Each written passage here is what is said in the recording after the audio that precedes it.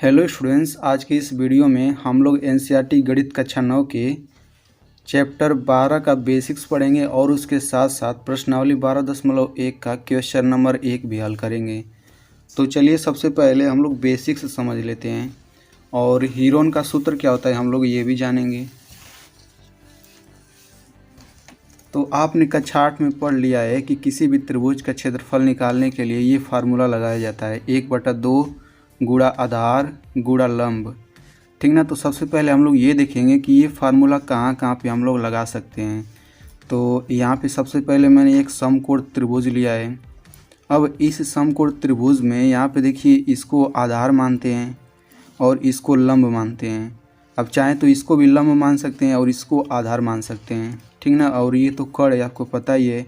तो अगर हमें इसका क्षेत्रफल निकालना है जबकि तीनों भुजाएं ज्ञात हैं, तो हम लोग इस त्रिभुज का क्षेत्रफल निकालेंगे 1/2 गुणा आधार, आधार है स्मॉल बी, गुणा लंब, लंब है स्मॉल ए।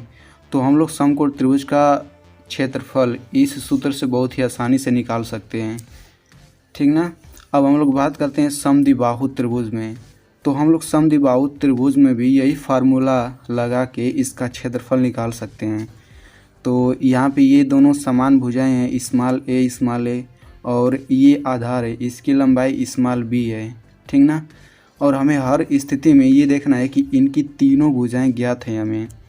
तो यहाँ पे देखिए आधार हम लोग बी मान लेते हैं और इसी आधार पर हम लोग शीर्ष ए से अगर हम लोग लंब खींचते हैं तो ये जो है आधार को 2 बराबर भागों में बांटता है। यानी कि यहाँ से यहाँ तक की लंबाई BC की लंबाई b है, तो इसका मतलब अब यहाँ से यहाँ तक की लंबाई हो जाएगी b/2 यहाँ से यहाँ तक, और यहाँ से यहाँ तक की लंबाई हो जाएगी b/2। तो अब हम लोग इस त्रिभुज में पाइथागोरस प्रमेय लगा के इसको हम लोग यक्ष मानते हैं। तो पाइथागोरस प्रमेय लगा के स्मॉल यक्ष का मान हम लोग निकाल सकते हैं, ठीक ना। तो देखिए हमें आधार भी ज्ञात हो जाएगा और लंब भी ज्ञात हो जाएगा। अब यहाँ पे एक चीज़ ध्यान दीजिए कि जो आधार होगा उसी पर लंब होना चाहिए, ठीक ना। तो यहाँ पे त्रिभुज का क्षेत्रफल होगा, त्रिभुज का क्षेत्रफल बराबर 1/2 गुणा आधार, आधार बी हो जाएगा पूरा यहाँ से यहाँ तक, आधार BC है तो ये हो जाएगा स्मॉल बी, और इसी आधार पर डाले गए लंब की लंबाई स्मॉल एच है। इसी एच का मान हम लोग पाइथागोरस प्रमेय से बहुत ही आसानी से निकाल सकते हैं, ठीक ना। कैसे निकालेंगे चलिए देखते हैं।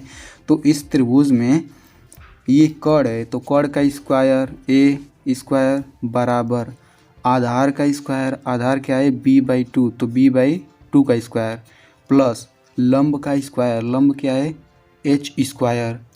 तो यहाँ से हम लोग h का मान निकाल के यदि हम लोग इस फार्मूले में रख दें तो इस समद्विबाहु त्रिभुज का क्षेत्रफल निकल जाएगा, ठीक ना।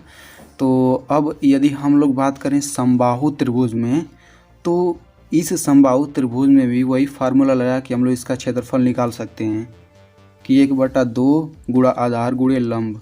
तो समबाहु त्रिभुज में तीनों भुजाएं बराबर होती हैं, ठीक ना।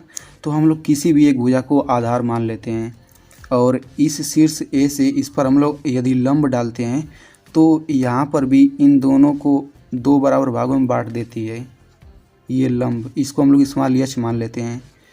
तो इसकी लंबाई हो जाएगी a/2 और इसकी लंबाई हो जाएगी a/2, ठीक ना। तो इस त्रिभुज का क्षेत्रफल हो जाएगा 1/2 गुणा आधार, आधार हो जाएगा स्मॉल a क्योंकि यहाँ से यहाँ तक आधार है, और ऊंचाई मतलब लंब, लंब जो है इसी आधार पर लंब होना चाहिए, तो लंब क्या है स्मॉल एच है। तो इसका भी क्षेत्रफल हो गया 1/2 गुणे a गुणा एच। हम लोग एच का मान पाइथागोरस प्रमेय लगा के निकाल सकते हैं। तो ये हो जाएगा कर्ण a² बराबर आधार a/2 का स्क्वायर प्लस लंब, लंब एच का स्क्वायर। अब हम लोग इसको हल करेंगे तो यहाँ पे यदि एच का मान हल करेंगे आप इसको तो एच बराबर आता है √3a/2, इतना आता है हल करने पर। तो इसी एच के मान को हम लोग इस समीकरण में रख देते हैं। तो ये हो जाएगा त्रिभुज का क्षेत्रफल बराबर 1/2 गुणा a गुणा एच का मान हो जाएगा √3a/2 बराबर, तो यहाँ से ये हो जाएगा √3a गुणा a² बटा 2 दूना 4, यानी कि समबाहु त्रिभुज का क्षेत्रफल हो जाएगा √3 a²/4 ए जो है भुजा की लंबाई है, ठीक ना। लेकिन अगर विषम बाहु त्रिभुज की बात करें, यानी कि जिसमें तीनों भुजाएं बराबर न हो, यहाँ पे देखिए तीनों भुजाएं अलग अलग हैं ए बी सी, ठीक ना। तो यहाँ से हम लोग ए से इस पर यदि लंब डालें तो यहाँ पे ज़रूरी नहीं है कि ये दो बराबर भागों में बटे, यानी कि अगर विषमबाहु त्रिभुज है तो उसमें हम लोग लंब आसानी से नहीं ज्ञात कर सकते हैं। तो जब हम लोग लंब आसानी से नहीं ज्ञात कर सकते हैं तो वहाँ पे हम लोग लगाते हैं हीरोन का सूत्र, ठीक ना। तो हीरोन का सूत्र होता है, यानी कि त्रिभुज का क्षेत्रफल बराबर हो जाएगा यहाँ पे रूट में यस कोष्टक में s minus a, s minus B और यस माइनस सी। तो ये होता है हीरोन का सूत्र। तो इसमें अगर हम लोग यस की बात करें तो यस बराबर होता है अर्ध परिमाप, यानी कि ए प्लस बी प्लस सी बटा 2। अब परिमाप जान लेते हैं कि किसी त्रिभुज का परिमाप क्या होता है। तो त्रिभुज का परिमाप होता है इन तीनों भुजाओं का योग, ठीक ना। तो इस त्रिभुज का परिमाप हो जाएगा ए प्लस बी प्लस सी। अब जब इसी का आधा हम लोग कर देंगे तो वही अर्ध परिमाप आता है, और हम लोग अर्ध परिमाप को स्मॉल यस से दर्शाते हैं। तो इस तरीके से हम लोग इस त्रिभुज का क्षेत्रफल निकाल सकते हैं।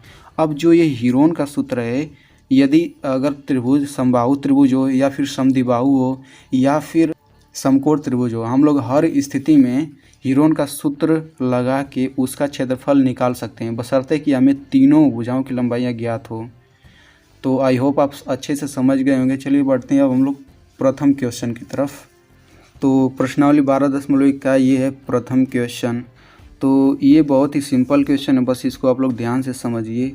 तो इस क्वेश्चन में कहा जा रहा है कि एक यातायात संकेत बोर्ड पर आगे स्कूल है लिखा है और यह भुजा ए वाले एक समबाहु त्रिभुज के आकार का है, ठीक ना। यानी कि एक बोर्ड है त्रिभुज के आकार का, वो समबाहु त्रिभुज है और उनकी तीनों भुजाएं स्मॉल ए दी गई हैं। हीरोन के सूत्र का प्रयोग करके इस बोर्ड का क्षेत्रफल ज्ञात कीजिए। उस बोर्ड का हमें क्षेत्रफल निकालना है हीरोन का सूत्र का प्रयोग करके। यदि संकेत बोर्ड का परिमाप 180 सेंटीमीटर है, यानी तीनों भुजाओं का योग 180 सेंटीमीटर है, तो इसका क्षेत्रफल क्या होगा, यानी कि हमें उस बोर्ड का क्षेत्रफल ज्ञात करना है। तो हमें दिया क्या गया है, सबसे पहले उसे लिख लेते हैं। तो हम लोग लिखेंगे दिया है, तो हमें इसका परिमाप बस दिया गया है, तो लिखेंगे परिमाप बराबर 180 सेंटीमीटर। ये हमें क्वेश्चन में दिया है, हमें इसका क्षेत्रफल निकालना है। तो परिमाप मैंने बताया था कि परिमाप होता है तीनों भुजाओं का योग। तो इनकी तीनों भुजाओं की लंबाई है स्मॉल ए प्लस स्मॉल ए प्लस स्मॉल ए बराबर हो जाएगा 180 सेंटीमीटर। तो इसे जोड़ेंगे तो ये हो जाएगा 3a बराबर 180 सेंटीमीटर, ठीक ना। तो यहाँ से a बराबर आ गया, 3 से भाग दे दीजिए, 3 छक 18 60 सेंटीमीटर, यानी इन तीनों भुजाओं की लंबाई 60 सेंटीमीटर है, ठीक ना। तो यहाँ पे परिमाप दिया गया है 180 सेंटीमीटर। तो अर्ध परिमाप क्या होगा, तो हम लोग लिखेंगे, चलिए हम लोग डायरेक्ट लिख लेते हैं। अर्ध परिमाप यस बराबर तीनों भुजाओं का योग बटे 2। तो तीनों भुजाओं का योग कितना आया है 180 सेंटीमीटर, इसे लिख लेते हैं, फिर बटा 2, ये हो जाएगा अर्ध परिमाप। तो ये हो जाएगा 2 9 18, यानी कि अर्ध परिमाप हो गया 90 सेंटीमीटर। तो यस का मान हमें पता हो गया और तीनों भुजाओं की लंबाइयाँ ज्ञात हो गई। तो अब हम लोग फार्मूला लगाते हैं। तो हम लोग लिखेंगे हीरोन के सूत्र से। तो हीरोन का सूत्र से हम लोग लिखेंगे त्रिभुज का क्षेत्रफल बराबर हो जाएगा रूट में s minus a, s minus b, s minus c. यहाँ पे ए बी सी त्रिभुज की भुजाओं की लंबाइयाँ हैं, ठीक ना। तो इसमें हम लोग सभी का मान रख लेते हैं। तो यस का मान है 90, फिर ये हो जाएगा 90 माइनस ए, यानी कि एक भुजा की लंबाई कितनी है 60, और दूसरी भुजा की लंबाई कितनी है 90 माइनस 60, दूसरी भुजा की भी लंबाई 60 ही है, और तीसरी भुजा की लंबाई भी कितनी है 60 ही है। तो 90 माइनस 60। अब इसे हल करते हैं तो ये हो जाएगा 90 गुणा 90 में से 60 घटाएंगे 30 गुणा 30 गुणा 30, ठीक ना। तो इसे हम लोग कुछ इस तरीके से लिख लेते हैं। यहाँ पे देखिए 90 को लिख सकते हैं 3 गुणा 30, 30 × 90 और गुणा अब देखिए इनको हम लोग लिख सकते हैं यहाँ पे 30 इसे हम लोग लिख सकते हैं 30 गुणा 30 का स्क्वायर, इतना लिख सकते हैं। अब इसको भी मैनेज हम लोग कर लेते हैं, तो यहाँ पे हो जाएगा 3 गुणा 30 का स्क्वायर इन दोनों को, और गुणा 30 का स्क्वायर हमने पहले से ही लिखा है। अब जब ये 30 का स्क्वायर है तो ये तो बाहर आ जाएंगे, तो ये 30 का स्क्वायर है तो बाहर 30 आ जाएगा, फिर गुणा ये भी 30 बाहर आ जाएगा, बचेगा 3, इसको रूट के अंदर ही रहने देते हैं, ठीक ना। अब 30 का 30 में गुणा करेंगे तो ये हो जाएगा 900√3 सेंटीमीटर स्क्वायर। तो इतना आ गया त्रिभुज का क्षेत्रफल। तो इस तरीके से ये क्वेश्चन हल हो गया। तो स्टूडेंट, यदि आप ऐसे ही क्लास 9th के एनसीईआरटी मैथ को सरल तरीके से पढ़ना चाहते हैं तो आप मेरे चैनल को सब्सक्राइब कर सकते हैं, और सब्सक्राइब करने के बाद इस घंटे के निशान पे क्लिक करके ऑल पे क्लिक कर दीजिए।